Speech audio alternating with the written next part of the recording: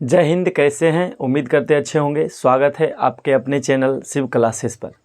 आज के इस क्लास में जो है क्लास 11th का मैथमेटिक्स देखेंगे और इसमें सीखेंगे और ये जानकारी प्राप्त करेंगे कि क्लास 11th में जो विद्यार्थी पढ़ रहे हैं यानी इंटर क्लास में जो आए हैं उनको कौन कौन सा चैप्टर पढ़ना पड़ेगा मैथ के लिए और कैसे कैसे उसका प्रोसेस है। चलिए आज का जो है इस क्लास को मैं परिचय दिवाएंगे, मतलब इंट्रोडक्शन देंगे कि कौन सा मैथ को जो है कौन सा चैप्टर है और जिसको कैसे कैसे पढ़ना है। तो चलिए आइए शुरू करते हैं। क्लास 11th का मैथमेटिक्स है और इसका पहला चैप्टर देखिएगा तो पहला चैप्टर मिलेगा समुच्चय। ठीक है, अंग्रेजी में उसको सेट्स कहते हैं।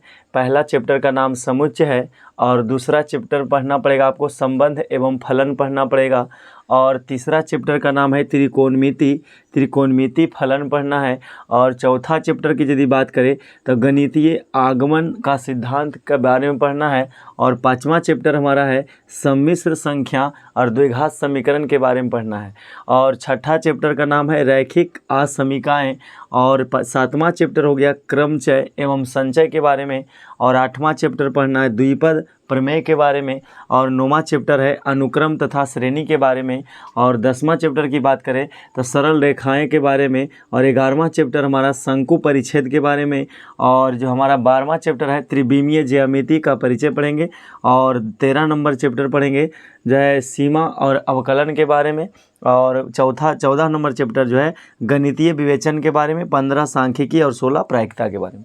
देखिए आप चैप्टर देखे होंगे, इसमें से कुछ क्वेश्चन आपको मिलता जुलता नज़र आ रहा होगा जो क्लास 10th में जानकारी की पढ़े होंगे भी। तो हमारा जो चैप्टर देखने में हम टिक मारते हैं तो ये जो हमारा चैप्टर नंबर 5 दिख रहा है इस सम्मिश्र संख्या और द्विघात समीकरण, तो कुछ जानकारी उससे भी मिलेगा और जो लिखा हुआ त्रिकोणमितीय फलन ये भी हमारा पढ़ा लिखा हुआ तो कुछ समझा हुआ चीज़ है और यदि श्रेणी की बात करें ये भी समझा हुआ है और इसमें बात करें शंकु परिच्छेद इसमें कुछ जानकारी है और सांख्यिकी और प्रायिकता। तो हमेशा प्रायिकता एक ऐसा चैप्टर है जो बीएससी चले जाओगे और एमएससी करोगे तो उसमें भी काम कर जाएगा। तो हमारे कहने का मतलब है ये हमारा 11th का इस चैप्टर का नाम था। ठीक है, इस चैप्टर में मात्र जो है 16 चैप्टर पढ़ना है इस किताब में, मैथमेटिक्स का एनसीईआरटी बुक में रहेगा। अब इसमें ये हमारा जो पहला चैप्टर का नाम है समुच्चय। ठीक है, उसको क्या कहते हैं? सेट्स कहते हैं। चलिए हम देखते हैं इसके बारे में, पहले पता करते हैं। तो सेट्स जो है लिख दिए समुच्चय, इसका परिचय देंगे, इंट्रोडक्शन क्या है सेट्स और इसके बारे में मैथ फिर जानकारी हम बताएंगे फिर पढ़ाएंगे। ये हमारा समुच्चय है जिसको सेट्स कहते हैं। इसका यदि कहें father of the sets theory की बात करें, father of the sets theory की बात करें यानी जो है यानी समुच्चय सिद्धांत के जो है पिता किसे कहा जाता है? समुच्चय प्रमेय का जो पिता देखा जाए तो किसको कहेंगे हम? जॉर्ज कैंटर को। ठीक है, क्या बोलेंगे? जॉर्ज कैंटर को कहेंगे। एक क्या थे? एक जर्मन गणितज्ञ थे, एक जर्मनी के रहने वाले एक गणितज्ञ थे और बहुत बड़े जानकार हुए और इनका जो है किताब बहुत चर्चित है। एमएससी में करो, एमएससी में जब पढ़ाया जाता है तो इनका मैथ बहुत फेमस है। एमएससी हो गया और बीएससी मतलब ये तो बैचलर ऑफ साइंस अभी चल ही रहा है। उसका 12th क्लास तक बीएससी एमएससी तक चलता है। अब देखिए पढ़ना क्या इसमें समझना है। समुच्चय में जो है समुच्चय चैप्टर का नाम है, पहला चैप्टर 11th का है समुच्चय। ठीक है, पढ़ना क्या इसमें है तो इसमें क्या पढ़ना है? समुच्चय और उनका निरूपण के बारे में पढ़ना है। पहले बात पढ़ेंगे, पहला जानकारी पता होना चाहिए कि समुच्चय क्या होता है और उनका निरूपण कैसे करेंगे, यानी समुच्चय क्या होता है हम आगे बताएंगे। और समुच्चय के बारे में लिखा हुआ है कि समुच्चय के प्रकार, इसके बारे उसके बाद हमको पढ़ना है, ओवरव्यू दे दिए कि क्या क्या पढ़ना है। तो इसमें देखिएगा समुच्चय के प्रकार के बारे में पढ़ना है। तो समुच्चय के कितने प्रकार रखा गया है? तो समुच्चय के 6 प्रकार हैं। रिक्त समुच्चय हो गए और परिमित और अपरिमित समुच्चय के बारे में पढ़ना है, समान समुच्चय के बारे में पढ़ना है और उप समुच्चय के बारे में पढ़ना है, घात समुच्चय के बारे में पढ़ना और सार्वत्रिक समुच्चय के बारे में पढ़ना पड़ेगा आपको। ठीक है, ये हमारा जो है रिक्त समुच्चय देख रहे हैं और परिमित समुच्चय और अपरिमित समुच्चय और समान समुच्चय जो है इसमें लिखा हुआ है।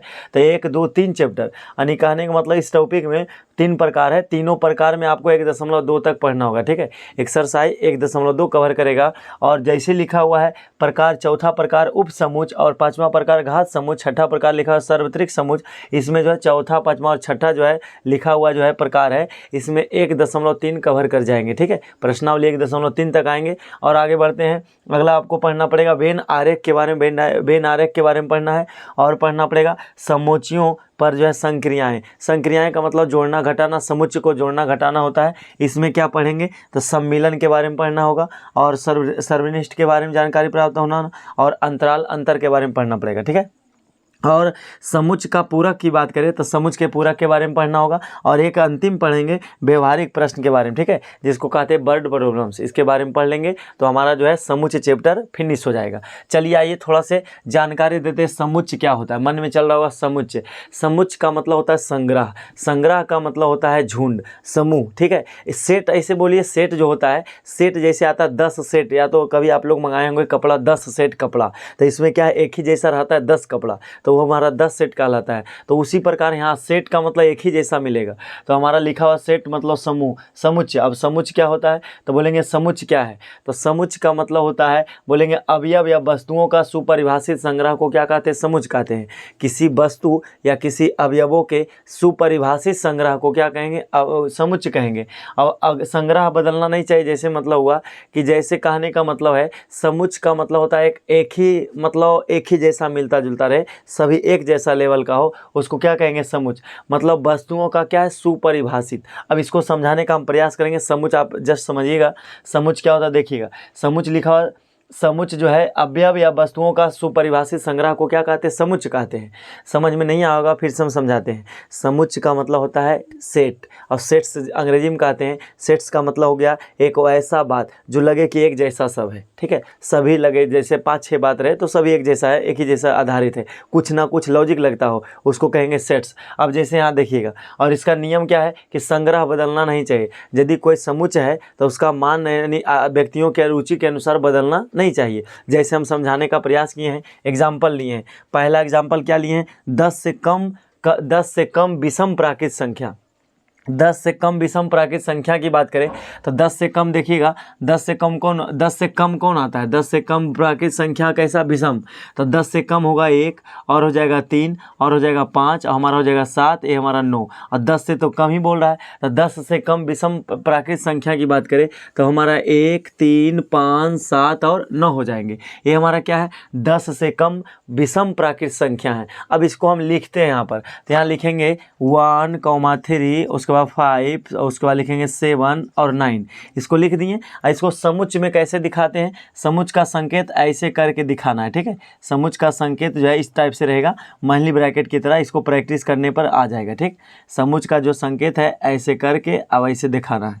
तो यहाँ इसको मंथली ब्रैकेट की तरह लिख दीजिए। फिलहाल ये हमारा क्या है, समुच्चय के रूप में आ गया, ठीक है। तो समुच्चय हो गया, समुच्चय का संग्रह का संकेत इस तरह से कर देंगे। अब अगला देखिए, अंग्रेजी वर्णमाला के स्वर अक्षर। तो अंग्रेजी वर्णमाला के स्वर अक्षर क्या हो जाएंगे, ए, अल्फ़ाबेट ए हो गया, अल्फ़ाबेट में ए ई आई ओ ही चलता है, ए ई आई और ओ और यू, ये हमारा क्या अंग्रेजी वर्णमाला के अक्षर हैं, स्वर अक्षर हैं, ठीक है। अब समझाएंगे हम कि समुच्चय क्या होता है। देखिए कौन समुच्चय है कौन समुच्चय नहीं है। अगला 5 सबसे अच्छे फल। अब देखिएगा, समुच्चय का मतलब होता है एक वैसा बात कि या तो हम बोले या तो कोई अदर पर्सन बोले, अदर व्यक्ति कोई बोलता हो, तो बात बदलना नहीं चाहिए। जैसे हम बोलेंगे 10 से कम विषम प्राकृत संख्या, तो 10 से कम विषम प्राकृत संख्या बात करेंगे तो 1, 3, 5, 7, 9 ही आएगा। लेकिन कोई व्यक्ति और से पूछेंगे तो वो भी यही बताएगा, 1, 3, 5, 7, 9 ही आएगा। कहने का मतलब है जो बात हम बोल रहे हैं अगला इंसान भी वही बात बोल रहा है, इसका मतलब हुआ क्या, एक समुच्चय है, सेट से तैयार हुआ, ठीक है। तो समुच्चय जब बोलेंगे जब व्यक्तियों के रुचि के अनुसार वह बात नहीं बदलता हो, उसको समुच्चय बोलेंगे, ठीक है। और लिखा हुआ अंग्रेजी के वर्णमाला के अक्षर के स्वर अक्षर, तो स्वर अक्षर की बात करेंगे तो ए ई आई ओ यू हो सकता है। तो ए ई आई ओ यू होगा तो ए ई आई लिखते हैं, इसे आप मिटा करके लिखा हुआ है। यदि ए ई आई और ओ लिख दें और यू लिख दें, ये हमारा क्या है, समुच्चय में आएगा। क्यों, क्योंकि हम बोलेंगे या तो कोई और अदर पर्सन बोलेगा तो भी क्या होगा, यही आंसर आएगा। तो हमारा इस समुच्चय के अंतर्गत आएंगे। अगला लिखा हुआ हम एक उदाहरण लिए हैं, 5 सबसे अच्छे फल। अब सोचिएगा 5 सबसे अच्छे फल की बात करें तो 5 सबसे अच्छे फल कौन कौन हो सकता है। हम बोलेंगे मेरा फल जो है 5 अच्छा फल, मान लिया हम बोलेंगे, पहला बोलेंगे आम, और दूसरा बोल दिए लीची, दूसरा क्या बोल दिए लीची, और तीसरा बोल दिए, अब मान ली तीसरा फल बोल दें हम केला, तीसरा केला बोल दिए, और अगला बोल दिए हम अनानस, अनानस बोल दें, और एक फल और बच गया, उस फल का नाम हम बोल दें सेब। तो क्या ये गारंटी है, क्या यह फिक्स है कि जो बात हम बोले वही अगला को रुचि होगा? नहीं, रुचि बदल सकता है। तो हम जो फल जो माने हैं कि हमारा जो है 5 सबसे अच्छे फल है, तो हमारा आम, लीची, केला, अनानास, सेब, ये सब क्या है 5 ये सब फल है। तो क्या लगता है कि हम जो बोलेंगे अगला इंसान को भी वही बात पसंद होगा? नहीं, तो उसका बात बदल सकता है। तो जिसका बात बदल जाए वह समुच्चय में नहीं आएगा। तो ये हमारा बोलेंगे ये जो तीसरा जो कथन लिखा हुआ है 5 सबसे अच्छे फल, ये समुच्चय नहीं है। समुच्चय क्यों? इसका लिखने का तरीका होता है, अभी हिंदी में लिखा हुआ है, इसका निरूपण भी करेंगे। यहाँ इसीलिए तो लिखे हैं समुच्चय क्या है और इसका निरूपण करना है, तो उनका निरूपण भी करते हैं। तो गणितीय विधि से चलता है निरूपण। अब यहाँ देखिए 5 सबसे अच्छे फल, तो क्या समुच्चय होगा? तो नहीं। आप भी बोलिएगा कि व्यक्ति के अनुसार यह बदल जाता है। तो यहाँ बोले हैं कि जिसका संग्रह एक समूह झुंड होना चाहिए और जो संग्रह बदलना नहीं चाहिए। तो फल का एक झुंड है, समूह है, 5 फल का बात है, एक समूह हो गया, और इसमें रुचि बदल रहा है। तो बोलेंगे जब व्यक्तियों के बात जो व्यक्तियों के रुचि पर कोई बात नहीं बदलता हो तो उसको कहेंगे समुच्चय। और जबकि यहाँ बात बदल रहा है, 5 सबसे अच्छे फल क्या है, बदल जा रहा है, इसका मतलब यह समुच्चय नहीं होगा। और अगला बात करें 27 के अभाज्य गुणनखंड की बात करते हैं। अगला लिखा हुआ है 27 के अभाज्य गुणनखंड की यदि बात करेंगे हम, तो 27 को टुकड़ा में तोड़ेंगे तो 2 से लगाएंगे नहीं लगेगा, 3 से लगाएंगे, 3 से लगाएंगे 9 बार में लगेगा, फिर 3 से लगाएंगे 3 बार में लगेगा। अब क्या हो जाएगा 3 गुना 3 गुना 3 हो गया। और 27 को तोड़ दिए, या तो इसको है, अब इस बात को थोड़ा बदल देते हैं, 27 के जगह हम लिख देते हैं 24 लिख देते हैं। ठीक है, 24 को लिखते हैं तो हमारा हो जाएगा 2 गुना 2 गुना 2 गुना 3। कैसे हुआ देख लीजिए, 24 को तोड़ेंगे, 2 से लगाएंगे 12 बार में, 2 से लगाएंगे 6 बार में, और 2 से लगाएंगे 3 बार में। कितना आ गया? 2 गुना 2 गुना 2 इंटू 2 इंटू 3 आ गया, मतलब आया 2 गुना 2 गुना 2 गुना 3 आया।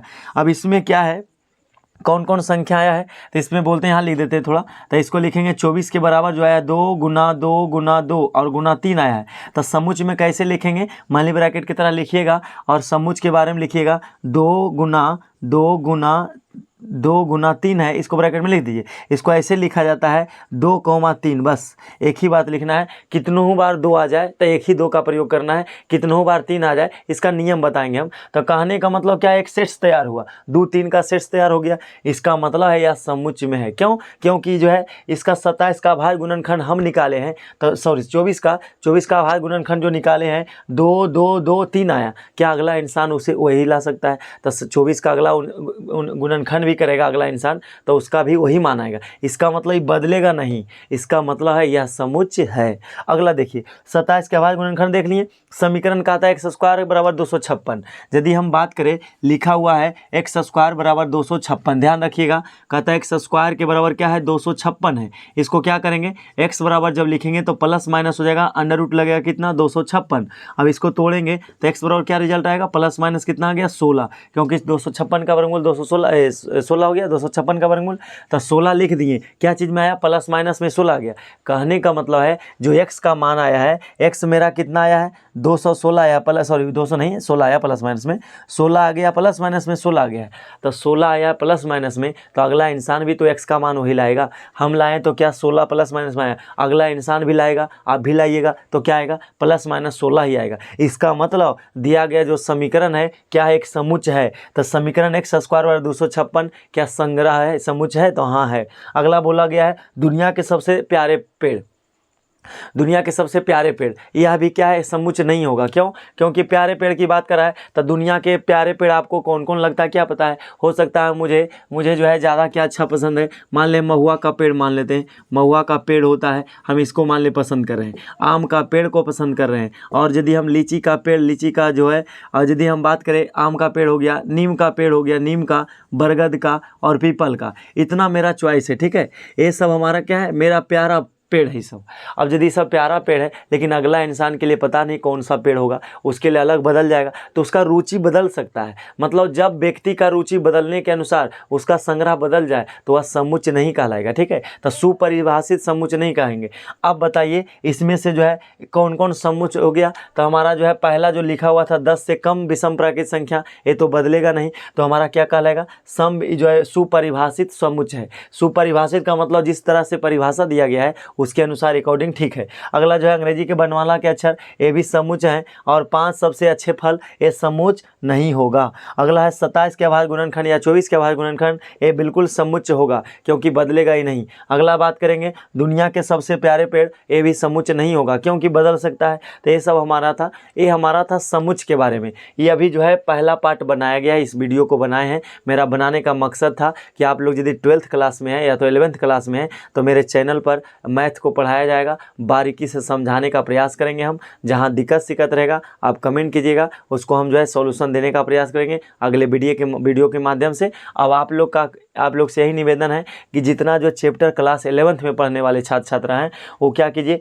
इस चैप्टर को एक बार लिख लीजिएगा। लिखने से आपका आइडिया मिल जाएगा क्या क्या पढ़ना है और बेसिक से पढ़िएगा, थोड़ा आसान लगेगा। ये हमारा था समुच्च, पहला चैप्टर का नाम क्या था, सेट्स था, समुच्च था। बस कुछ बात रखने का प्रयास किए हैं, बाकी जो है प्रश्नावली जो बनाने की बात आएगी और इसमें क्या क्या है बताना है। अभी तो बस परिचय दिए, इंट्रोडक्शन दिए हैं, इसका हम परिचय दिए कि क्या होता है समुच्च और कैसे बनाना है, उसे हम अगले वीडियो में अपलोड कर देंगे। यदि आप चैनल पर पहली बार है तो ज़रूर अवश्य लाइक और सब्सक्राइब कीजिए, इसलिए सब्सक्राइब कीजिए ताकि आपको समय समय पर आपको नोटिफिकेशन मिलता रहे। ठीक है, आपका जो है हमेशा स्वागत है आपके अपने चैनल शिव क्लासेस पर। ठीक है, मिलते हैं फिर अगले वीडियो में। जय हिंद, बाय। तब तक अपना ख्याल रखिए।